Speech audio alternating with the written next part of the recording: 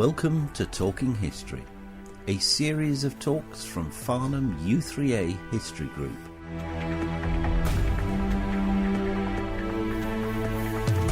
In this talk we hear about Darwin and Evolution from Sam Osmond. Part B.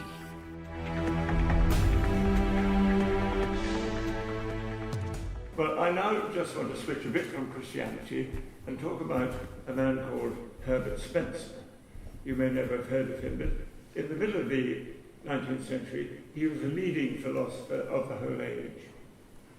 And he promulgated his own ideas about evolution in his all-embracing history of the theory of science. He read Darwin's book, Darwin and Species, and grudgingly accepted its conclusion. But he suggested to Darwin that really survival of the fittest was a better description than natural selection. It was a fair point, and Darwin accepted it and used the phrase survival of the fittest in later editions of The Origin of Species.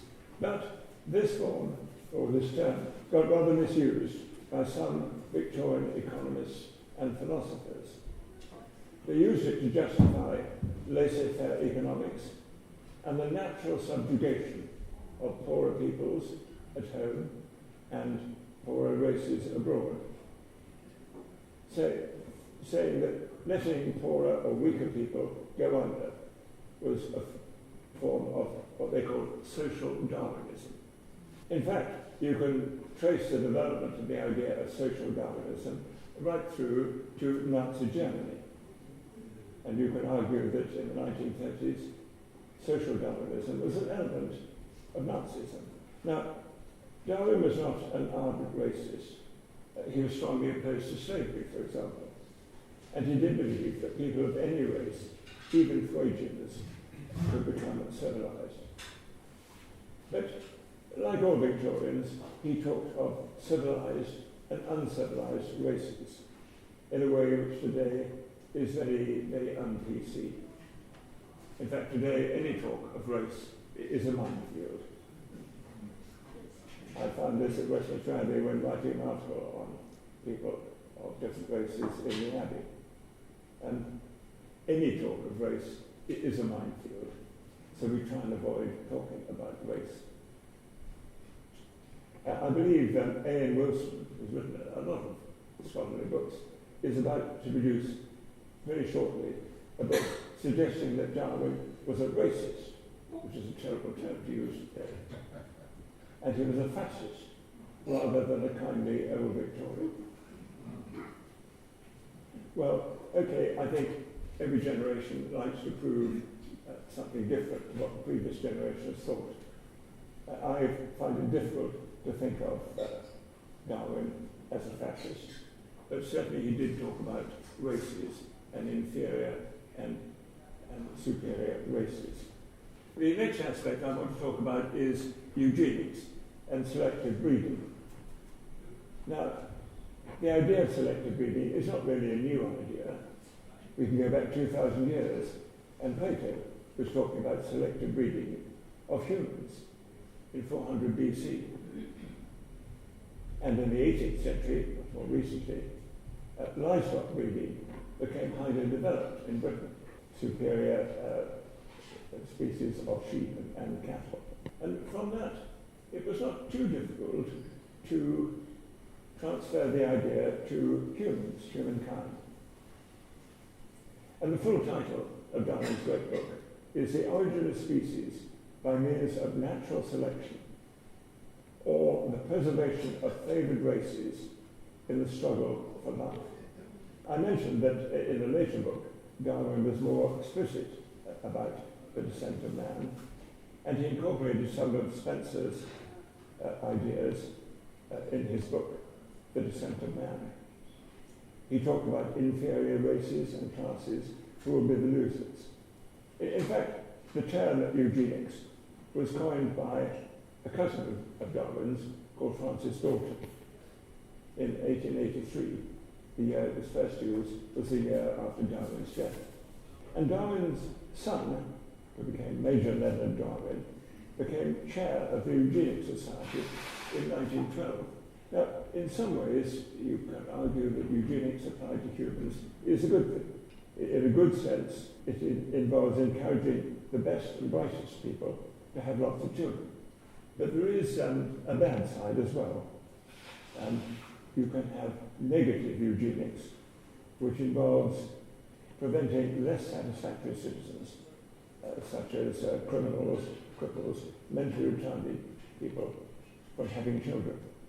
Now, this seems a barbaric idea today, but in fact, sterilization of what you might call the feeble-minded was practiced quite widely in some very advanced countries, like Sweden and the United States and Australia.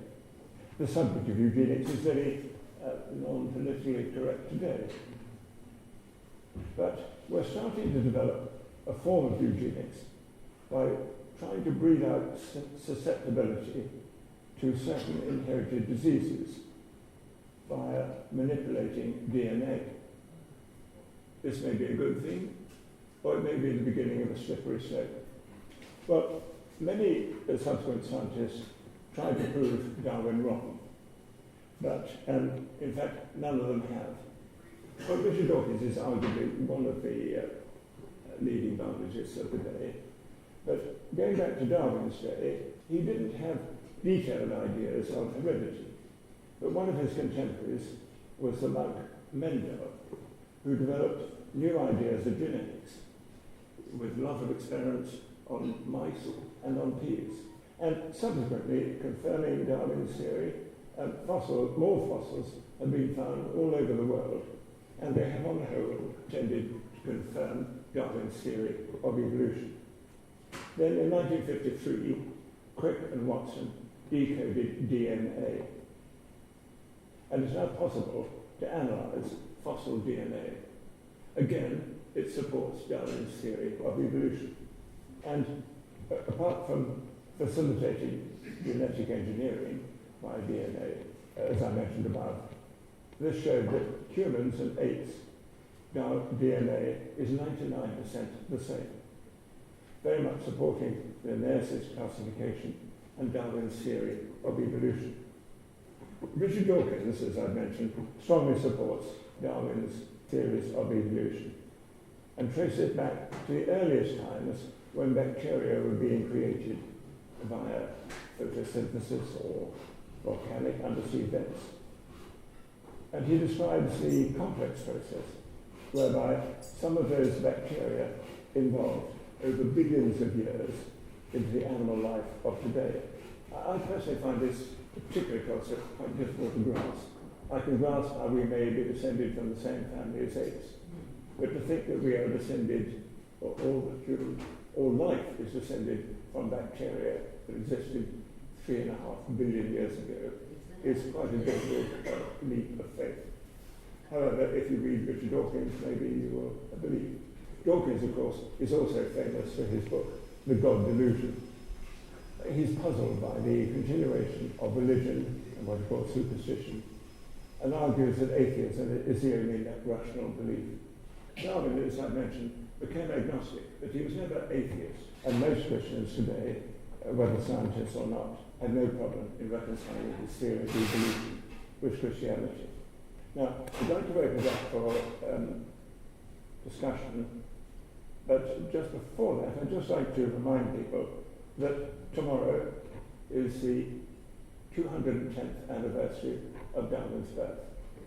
And it's celebrated as Darwin Day by many scientists and humanists worldwide, and in many universities. And Darwin Day, therefore, is tomorrow, the 12th of February.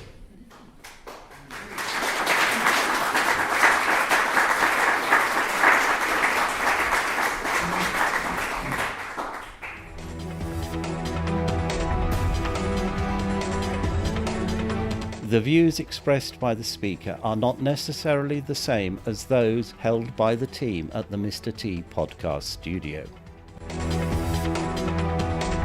This podcast is produced by the Mr. T podcast studio in association with the Farnham U3A group.